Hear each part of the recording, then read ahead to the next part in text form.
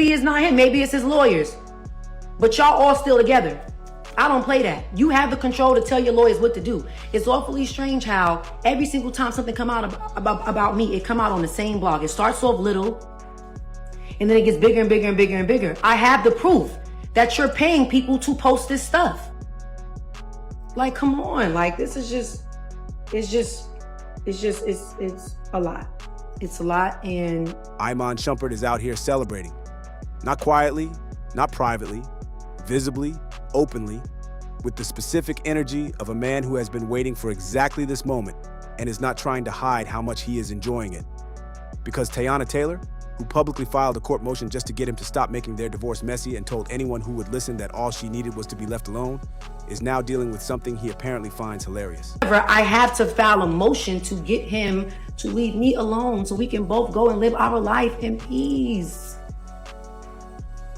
Like, I'm confused because y'all know peace is what I want. Like, I don't want no smoke, bruh. Like, I'm too happy right now. Aaron Pierre went back to Hannahurst. His former girlfriend is reportedly carrying his second child. And the relationship Teyana invested in, the one she was posting about and talking about while Iman was reportedly making her divorce proceedings as difficult as possible, has come apart in the most public and most pointed way it could have. Iman is reportedly loving every second of it. And that reaction tells you more about who he is than anything else in this story. The combination of those two things, the way the Aaron Pierre situation collapsed and the specific timing of Iman's response to that collapse, has turned what was already a messy post-divorce situation into something significantly more public and significantly more humiliating for Teyana than anything she had been navigating before. It's not true. Y'all forgot after the divorce, he went and did skits. He went and did skits, creating a narrative about the da-da-da. Man, that lady took you, boy, you got da-da-da. He went and did skits. He's been throwing shots at me the whole time through his music. He's doing skits. Like, at the end of the day, y'all didn't see me do none of that. I've done nothing but work my ass off and mind my business. She wanted peace. What she is getting instead is her ex-husband enjoying her public embarrassment while the man she was with is reportedly expecting a child with the woman he apparently never fully left. And let us go through this carefully because the layers matter. Iman Shumpert and Teyana Taylor's divorce was one of those situations where the private mess became public faster than either party seemed prepared for. When the details of their settlement started circulating, the stories about assets, the allegations about who left whom with what, the financial specifics that are supposed to stay sealed in divorce proceedings, Teyana made clear that she believed the leaks were coming from Iman's camp. She described watching the same blog get the same information every time something new dropped, the stories starting small and growing, and said she had proof that money was changing hands to make these stories appear. The shit only got put out because Iman leaked the divorce documents from Jump Street. Our divorce was private. Our proceedings was private. Everything was private for a whole year. Y'all didn't even know. I'm gonna give you one even better. The same time that I filed for divorce, I still had Iman opening up for me on tour. Iman was still with me on tour. Let's talk about it. Iman was with me on tour. She even sought to have him held in contempt, though she later acknowledged she did not actually want him incarcerated. She wanted him to stop. The skits were another layer. Iman went on social media and made comedy content that played on divorce tropes in ways that Teyana said were clearly targeted at her and at their situation. The music she described as containing shots. The general pattern of a man who, in her framing, had decided that making her look bad in public was more satisfying than moving forward quietly. Hold on, man. Hold on, man. What's happening? You gave that lady $1 million, man. Hey, what's happening? You can't afford this no more. What you talking about? What's happening? Hey, man, shorty. Repo, man! Y'all overdoing it. Everything, bro? Everything? Everything. She handled it by asking for peace and continuing to work. She made it clear that during the period of the divorce, she was still having Iman open for her on tour, that their professional relationship continued while the legal battle was running, which she pointed to as evidence that she was not trying to be difficult or dramatic.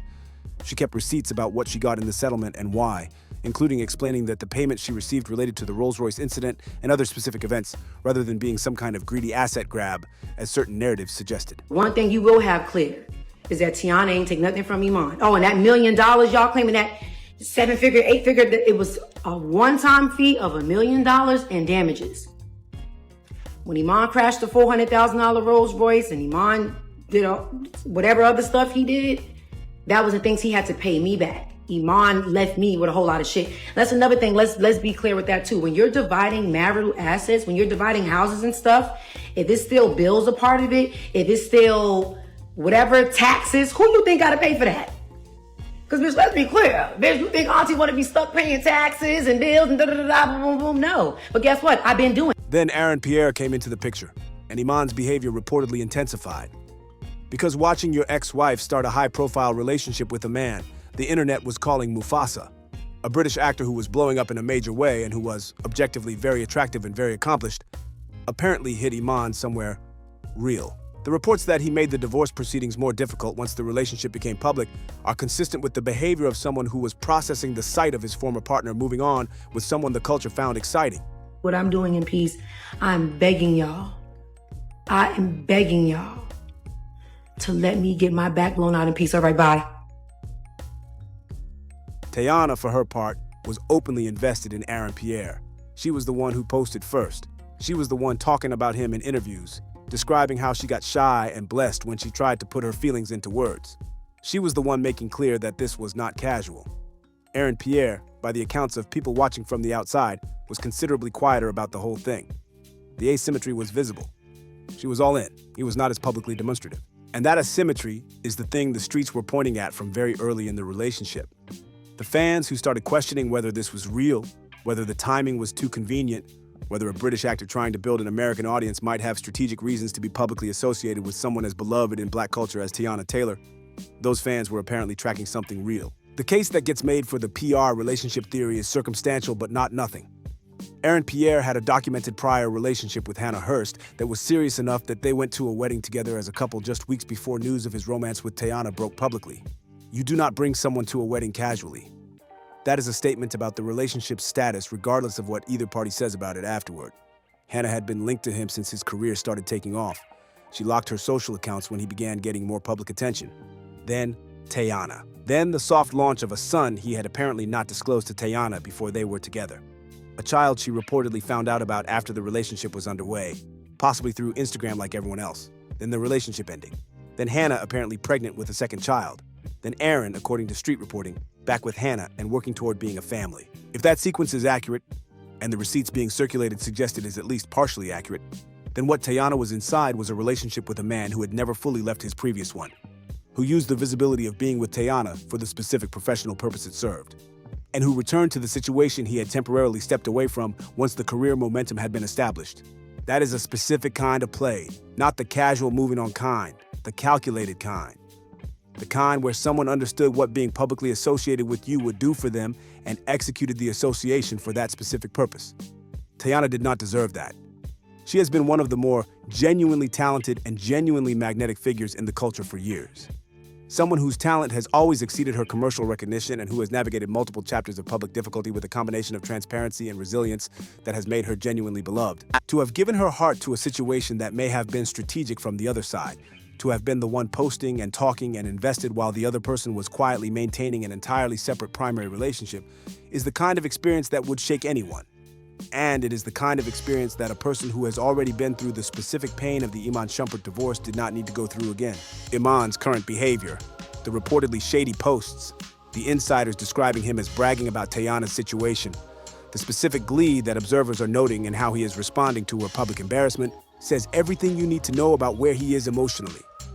This is not a man who has moved past the marriage. This is a man who was stewing over the idea of his ex-wife being happy with someone else and is now processing the collapse of that happiness with a satisfaction he is not trying particularly hard to conceal. The things insiders are reportedly attributing to him, the commentary about single mothers and men not taking them seriously, the bragging about how nobody will want Teyana, are the statements of someone whose ego was genuinely wounded by watching her move on, and who is experiencing the current situation as a form of restoration of his own position.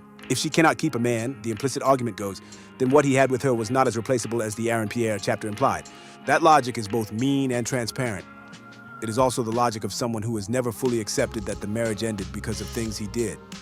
The infidelity that the Boston Celtics made public, the way he handled the aftermath of that exposure, the divorce proceedings that Teyana said he made unnecessarily difficult. The narrative that Iman is apparently constructing, in which Teyana's post-divorce situation reflects poorly on her, requires ignoring the specific circumstances that produced the divorce in the first place. Teyana did not leave because she stopped loving him. She left because he made it impossible to stay. The breakup chain that Iman is now apparently finding entertaining. Teyana investing in Aaron Pierre, Aaron Pierre returning to Hana. Teyana publicly left holding the result of that investment, is a chain whose first link was Iman's own behavior. The humiliation he is apparently enjoying was made possible by the wound he created. That connection is not one he appears to be sitting with. What Teyana is doing in the aftermath reflects the same instinct she described when she said she wanted peace. She has not responded to Iman's mocking publicly in any direct way. She has, according to reports, still been active on Aaron Pierre's social media, liking posts, maintaining some form of digital presence in his orbit, which has been read as either the behavior of a woman who has not given up on the situation or the behavior of someone who is processing a loss she was not prepared for in real time where everyone can see it. Neither of those is a particularly comfortable position. But Teyana Taylor has been in uncomfortable public positions before, and she has a documented track record of coming out the other side with her dignity and her career intact. The Iman divorce was publicly brutal. She came through it. The Aaron Pierre situation, whatever its actual dimensions, is embarrassing in ways that are currently very visible. She is not disappearing. She is still showing up. And if the internet's track record with these situations is any guide, the woman who was dismissed or played or publicly mocked in one chapter tends to become the person the culture roots for in the next one. Teyana has earned that rooting interest through years of being genuine in a space that rewards performance. Iman is enjoying a moment. Teyana is navigating a chapter. Those are different things with different durations. The specific irony of Iman's current positioning is that the thing he is mocking, Teyana's public vulnerability, the visible way she was invested in something that apparently did not reflect what the other person was actually offering, is a dynamic that he created the conditions for. She was out here saying she wanted peace and trying to move forward because he made the divorce ugly. She was leaning into something new because she needed something new after what he put her through. The Aaron Pierre situation did not happen in a vacuum. It happened in the specific emotional context of a woman trying to rebuild after her marriage was upended by her husband's choices in Boston. Iman standing on the sidelines laughing at the rebuilding attempts going wrong requires a level of distance from his own role in producing the circumstances that required the rebuilding. It requires him to see Teyana's current situation as a story about her choices rather than as a continuation of consequences that his choices set in motion. That is a convenient read for him. It is also one that the people paying attention to the full timeline are not accepting. The Boston Celtics announcement was among the more publicly brutal relationship endings of recent years in the celebrity sphere. Not because the infidelity itself was unusual. Celebrity relationships fail for all the reasons ordinary relationships fail, and infidelity is not rare, but because of the specific way it was made public, the specific moment at which it hit, and the specific nature of who was left to absorb the fallout. Iman knew the exposure was coming. The organization had been dealing with the situation for a period before they went public. He had time to tell Nia Long. Teyana's situation as a parallel is instructive here. Two women in adjacent circles navigating the same kind of blindsiding by their partners at roughly the same time, and chose not to. He allowed Teyana to continue living inside a version of reality that was not accurate until an external institution made the accurate version public. That is not just infidelity. That is the choice to protect yourself from discomfort by allowing someone else to absorb it without warning. The silence that Iman maintained while knowing what was coming is the specific kind of behavior that makes the rest of his conduct, the divorce leaks, the skits, the music shots, and now the public gloating over Teyana's embarrassment with Aaron Pierre, legible as a pattern rather than a series of isolated incidents. He has consistently chosen his own comfort and his own position over Teyana's. The exposure sequence was the most consequential version of that choice. The current mockery is just the latest. Teyana's response to the mockery, or rather her non-response to it, the continuing to move and work rather than to publicly engage with what Iman is apparently doing, is consistent with how she has handled him throughout this entire period. She has been the one calling for peace, while he has been the one generating noise. That dynamic has been visible and consistent enough that the audience observing it has largely arrived at a clear read of who is behaving like someone who wants to move on and who is behaving like someone who cannot. The Aaron Pierre situation complicates that read slightly, not because it changes who Iman is or what he has done, but because it gives him material to work with. A man who has been mocked and dismissed and had his wife tell the world she was done with him, who then watched his ex-wife very publicly attach herself to someone new, has just watched that new situation collapse in a particularly public way. He did not create that collapse, but he is absolutely going to use it. The Hannah Hurst pregnancy, if confirmed and accurately reported, is the piece of this that turns what was already messy into something significantly more uncomfortable for everyone involved. Because if Aaron Pierre had an existing child with Hannah and was in a relationship with Hannah when he started his public association with Teyana, then the question of what he was doing with Teyana is answered in a way that is not flattering to anyone who participated in it. Teyana did not know about the child initially by multiple accounts. She found out after they were together. That sequence, entering a relationship without full information, discovering relevant information about the other person's life that was withheld from you, is a pattern she has experienced before. The Iman situation involved her finding out about things through external channels rather than through the person who should have told her. The Aaron Pierre situation, if the accounts are accurate, involved a similar dynamic. 2 men, 2 chapters, both involving Teyana learning things about her partner's lives from sources other than her partners themselves. That pattern says something about the specific kind of emotional territory she has been navigating and the specific kind of damage that territory accumulates over time, even when you handle each chapter with as much grace as she has managed to handle them. She wanted peace. She said it clearly. She meant it genuinely. The universe has been uncooperative on that front. And Iman Shumpert, who is more directly responsible for why peace has been elusive than anyone else in this story, is apparently the one laughing loudest at its continued absence. That laughter is its own kind of information about who he is. Not surprising information for anyone who has been watching, but information that will eventually be part of how this chapter of his life is remembered. The internet has a specific memory for moments like this. When someone is publicly caught enjoying another person's pain, especially the pain of someone they hurt, especially when the enjoyment is this visible and this deliberate, it tends to stick. Not just as a data point in the current conversation, but as a character marker that gets retrieved every time that person's name appears in a future context. Iman Shumpert was already navigating a significant reputation deficit coming out of the Boston situation and the divorce proceedings. The reports of him paying bloggers to run negative stories about Teyana, the skits and the music shots while she was still having him open for her on tour, the court motions and the financial disputes. All of that existed before Aaron Pierre was in the picture at all. What the current situation offers him, if he chooses to read it correctly, is an opportunity to be the bigger person for once, to let it land without commentary, to acknowledge, even if only internally, that the woman he is clowning is in a difficult moment that he contributed to producing, and that the dignified response to watching someone you hurt navigate that difficulty is silence rather than celebration. He is apparently not reading it that way. Teyana is still showing up. She is still liking Aaron's posts, still watching the situation, still refusing to fully exit a story that has not yet been told to its conclusion. That refusal could be read as not being over the relationship. It could also be read as the behavior of someone who knows the full story is more complicated than the version currently circulating and who is not prepared to let the narrative that positions her as simply dumped stand as the final word. Either way, she is not gone. And Iman, who is apparently celebrating her supposed disappearance, might be counting his satisfaction a little early. The full story of what actually happened between Teyana and Aaron Pierre, whether it was real, whether it was strategic, whether it was some combination of both that neither of them has fully reckoned with, is not yet fully told. The Hannah Hurst piece of it is the most recent development and the most concrete. But concrete developments in these situations tend to produce responses, and Teyana Taylor has never been someone whose responses you could fully predict from the outside. Whatever comes next, the audience has been paying attention long enough to know that Teyana Taylor's story does not end in any chapter where someone else is laughing. That is not how her history reads.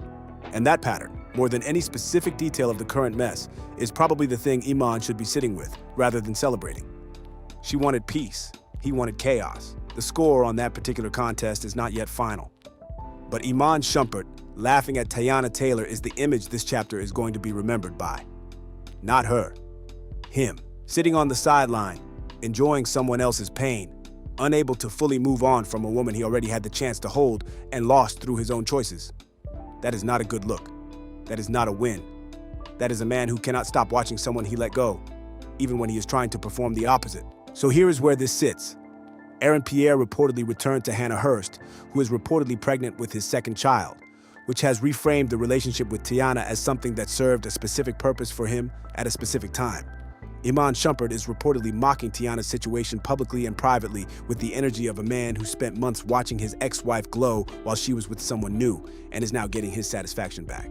And Teyana, who said all she wanted was peace, is currently dealing with the public fallout of both simultaneously. Do you think Iman mocking this situation says more about where he actually is emotionally than anything else that has come out of this divorce? And does the Aaron Pierre situation, if the PR relationship theory is accurate, change how you read what Teyana was navigating while Iman was being publicly difficult? Drop everything in the comments. Hit that like and subscribe, because Teyana Taylor has never gone quietly, and this chapter is not over.